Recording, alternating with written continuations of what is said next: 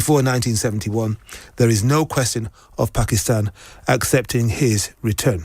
Okay, well, let's talk about this now, because it is sure to rumble on over the next few days and, of course, catch new impetus next week when Shabana Mahmood announces changes to the 1971 Immigration Act, which prevents Shabir Ahmed, who's 73, from being returned to Pakistan. He was released from prison last week after serving 14 years of a 22-year sentence for 30 child sex offences.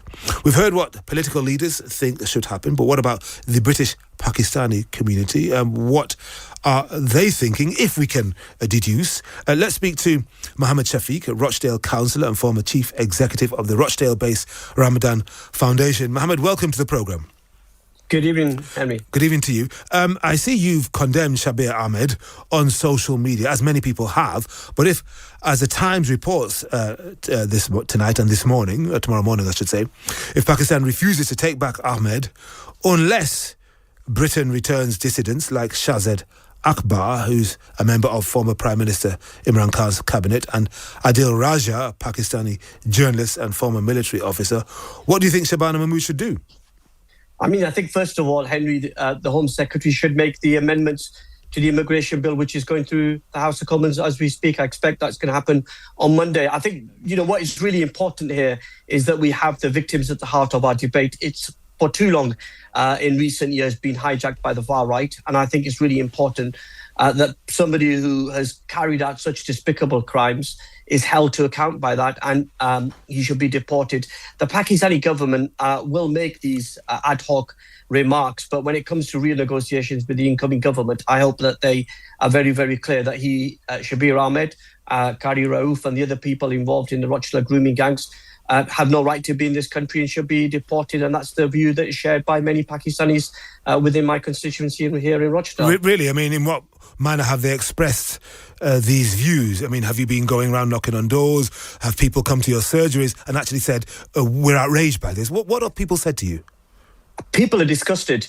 I think most people who I've spoken through door knocking, surgeries and communication via social media and emails, people are very angry that this man has carried out such despicable crimes. Many people, one young lad said he didn't see any difference between his sister, who's Pakistani, and a white girl who was raped by these gangs. So I think it's very, very clear within the Pakistani community, we recognise that this is a real problem. I've been campaigning on this since 2007, as you well know, wrote for the Times newspaper on many occasions, and it's very, very clear.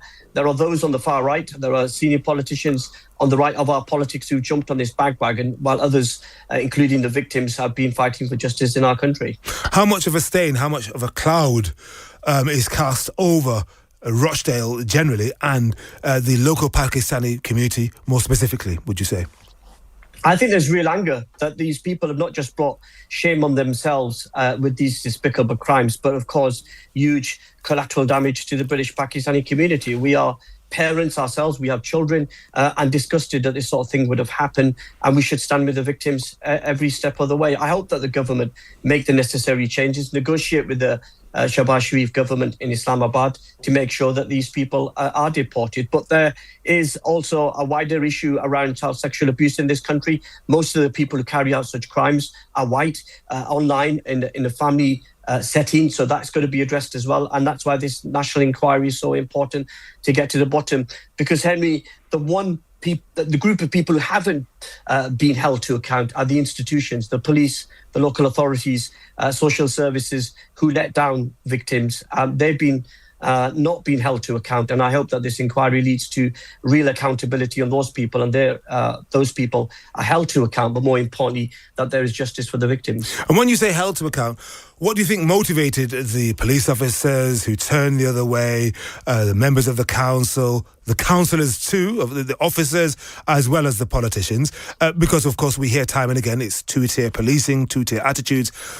This wasn't happening to British Pakistani girls, as reported. It was happening to poor, marginalised white girls, and who were seen as easy meat, as Jack Straw, the former Home Secretary, once described it. How true do you think that rings? I'll just correct you on that.